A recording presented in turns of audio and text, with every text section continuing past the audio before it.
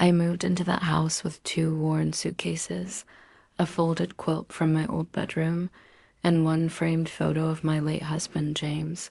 That was it. The day I handed my son, Josh, $180,000, the full payout from James. Life insurance, I didn't even hesitate, not once. It's your future, I told him. It's our family's stability.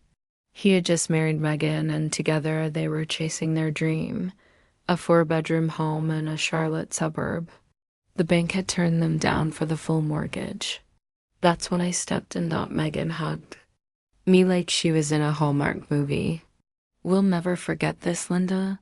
You'll always have a home with us. Josh kissed my cheek and promised I'd never need to lift a finger again. For a moment, I believed them. The house was beautiful, modern, and soulless. White walls, gray floors, an echo with every step. My room was technically the guest. Suite, a twin bed, half bath, no shower, no closet. But I didn't complain. I was just happy to hear footsteps in the mornings again. The first week felt almost warm. Josh made me coffee. Megan showed me how to use their Wi-Fi thermostat, though she sighed every time I forgot. We had one dinner together, then the shift started. Megan joked to friends that she was living with two kids and a grandma.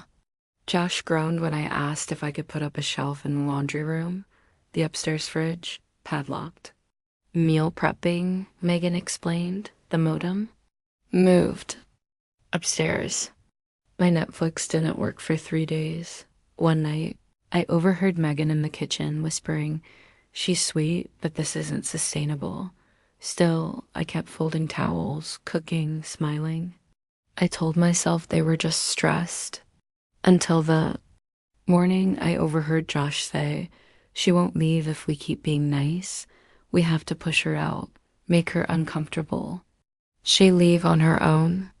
And Megan replied, sharper than a knife, "She won't sign her share over unless she feels unwanted. Just keep at it." That was the day my son stopped being my son. That evening, I made Josh's favorite chicken Alfredo. Neither of them came down. I sat alone at the table, eating slowly, thinking of soccer games, birthday cards, nights in the Aya.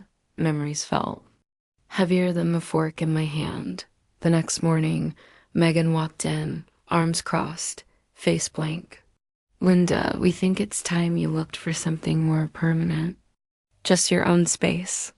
Josh followed her in, sipping coffee casually. "We don't have space for you anymore, Mom. You need to go." Just like that, I smiled, nodded, wiped my hands on a dish towel, and said, "Okay, I'll be out tonight."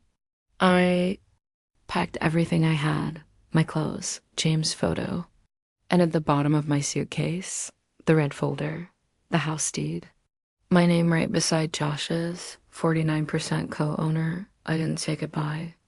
I just left, and what Josh didn't know was that by morning, the house wouldn't be his anymore. I booked into an extended stay motel. Stiff bed, flickering lamp, the smell of fried onions clinging to the wallpaper. But it was mine. The next morning, a call came. Unknown number. Was Carter? "This is Brad with Carolina Private Lending. You're listed as a co-owner of 124 Grayson Park Drive. There's been a default." Josh had taken a $95,000 business loan using the house as collateral. Payments hadn't been made in months. Foreclosure was scheduled to begin Friday. I didn't yell, didn't cry. I just asked for the paperwork, signed my name across every line, and released my claim. The foreclosure would move forward. Josh was about to learn what it felt like to be discarded. By the next day, texts started pouring in from Josh. "Did you cancel something with the house? We just got a letter." Then there's a notice on the door. "Call me."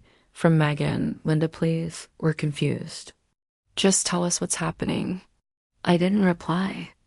Silence is sometimes the sharpest weapon. 40-8 hours later, the sheriff's office taped a foreclosure notice on the front door. Megan panicked online, begging for help, framing herself as a victim. Josh posted a childhood photo of us, hinting I had betrayed him. They erased me in real time, but I stayed quiet because Friday was coming. Friday morning, I sat in my motel room, oatmeal cooling in a bowl. At 10:42, Josh left me a voicemail. I don't know what you did, but we're out, gone. You ruined us, Mom. Hope you're happy. Then Megan's text. If you wanted to hurt us, congrats. We're being evicted. You've destroyed your family. That word family sat heavy. They had destroyed it long before. I bought a notebook that night. On the first page I wrote, today they lost everything. But they weren't finished up Megan stage sympathy posts, tearful TikToks. A GoFundMe pitch. Even showed up at my motel door with baby Emily in her arms, trying to bait me into saying something cruel while secretly recording. I didn't fall for it. Instead, I filed a restraining order. Then I sent every receipt, every document, every proof of betrayal to my family and community. The tide shifted. People stopped defending them. Finally, I told my story to a local magazine. Not for revenge. For clarity. Josh showed up once more, pale, desperate, asking me to sign papers that would give him partial power of attorney access to my accounts. I told him one thing. You already lost your child's future. Get out. And I meant it. Blocked his number, circled a condo listing on the coast, and signed the lease. My own place, small but filled with sunlight. I updated my will that week, leaving everything to shelters, literacy programs, and animal rescues. Not a dime for Josh. Megan's last text came days later. We lost everything. Congrats. I deleted it without a word. The condo was smaller than I imagined, but brighter. On the counter sat my red folder, James' photo, and a seashell a stranger once told me was for people who had just let go of something heavy. I unpacked slowly. Coffee at 8, walks at 10, journaling at 3. For the first time in years, I wasn't checking my phone, waiting for the next betrayal. Josh sent a final letter months later, handwritten. He admitted nothing, only that he named his daughter Emily Linda Carter. I folded it, put it away, and went for a walk on the beach. The waves rolled in steady, quiet. I realized then they had started this story by telling me I had no space. And I ended it by proving I never needed theirs. So what would you have done in Linda's place? Would you have stayed silent or fought back even harder? Drop your thoughts. In the comments, I read every single one. And if you enjoyed this story, hit that like button and subscribe so you don't miss the next one. Because trust me, you won't want to.